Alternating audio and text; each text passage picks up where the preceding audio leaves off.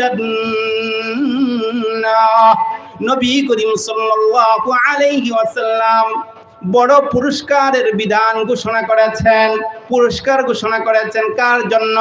যে নাকি তার জবানকে ঠিক রাখতে পারবে। নবীজি বলেছেন দুইটা অঙ্গকে কন্ট্রোলে রাখার দায়িত্ব তুমি নিয়ে নাও। আমাকে গ্যারান্টি দাও দুইটা অঙ্গকে তুমি হেফাজত করবা, তাহলে আমি নবী তোমাকে সরাসরি জান্নাতে নিয়ে যাওয়ার গ্যারান্টি দিলাম।